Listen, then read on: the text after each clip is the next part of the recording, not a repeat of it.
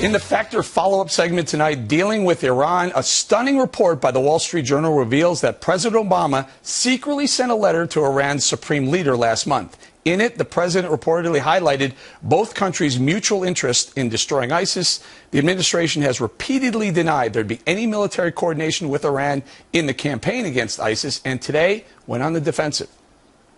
With respect to potential presidential correspondence, I think you know that I'm not going to comment on any private communication between the president and any world leader. But I will say this. First of all, as I've said repeatedly in public, and others have too, we are in no way engaged in any coordination, military coordination with Iran on countering ISIL. No way. None whatsoever. Joining me now to analyze, Carrie Sheffield, who writes about foreign policy, and former United Nations Political Affairs Officer Ashley Jackson. Let me start with you, Ashley. You say it's okay for the president to write this letter? Because I'm wondering, really, with Iran, I mean, one of our greatest foes, one of our biggest threats to American safety, security, sovereignty, write him a secret letter? Well, apparently what the letter said was basically the U.S. and Iran have a shared interest in defeating ISIS. The U.S. has been supporting the Iraqi government just like Iran has been supporting the Iraqi government to defeat ISIS. And it didn't really say anything new. It sort of dangled a carrot ahead of these nuclear talks. So why do it? Because we have a shared interest with Iran. Say that again. You just said something important at the end of your comment. Dangle the carrot, what? Ahead of this deadline on November 24th. Talk about that. For a nuclear deal with Iran. And this is what this is about. This is the really important thing. The administration and others have been working for a long time to get this deal in place. I'm glad you said that, because when you listen to Susan Rice and you heard Josh Earnest earlier today saying, no, this is all about just making sure we have a shared interest in defeating ISIS. Yeah. Carrie, the problem is that I agree with Ashley that this is all about a nuclear deal with Iran, of which many Americans don't want. Well, it's both. It's taking the teeth out of the nuclear deal. This letter went around the back of our allies.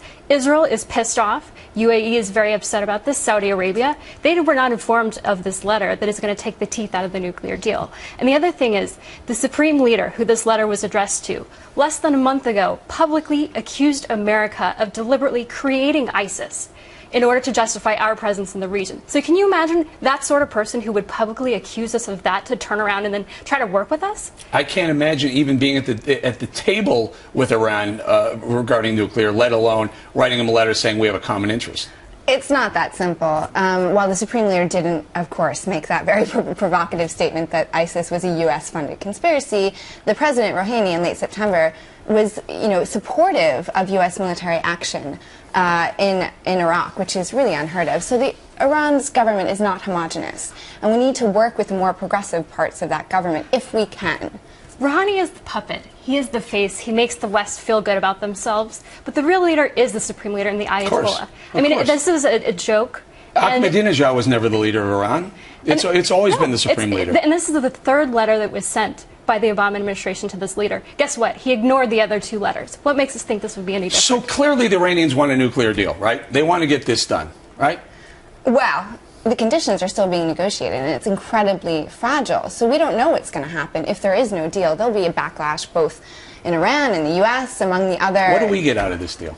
Global security. We get a step forward. Global security? We're arming a nuclear Iran? That's global security? I would call that global insecurity. Absolutely. And the administration is dealing with a regime that is Islamist and violent, rather than dealing with the people of Iran. In 2009, there was the Iranian Revolution, and the Obama administration backed down and did not support the people, and they prefer to deal with the regime. Realistically, though, this is also, again, bring it back to ISIS, about the content of these letters. We have no allies willing to step up in the fight. You yourself just said it wasn't about ISIS. You just said it was about this nuclear deal. There's no one else. I mean, that is part of it, but it is also about getting. What about? Are they pushing back ISIS? Look at what Kobani is showing us. I have literally 20 seconds, 10 seconds each. President Obama today authorized up to 1,500 more troops. This sounds like, smells like, looks like mission creep. Is it not? Well, it's doubling the number of advisors. They're not going to have a combat role, but how long before we're spending $60 billion next year in Iraq without a coherent strategy? Mission creep. Absolutely. Obama is realizing you can make empty promises on the campaign trail to pull the troops out. That naivete doesn't work. I'll leave right there. Ladies, thank you very much.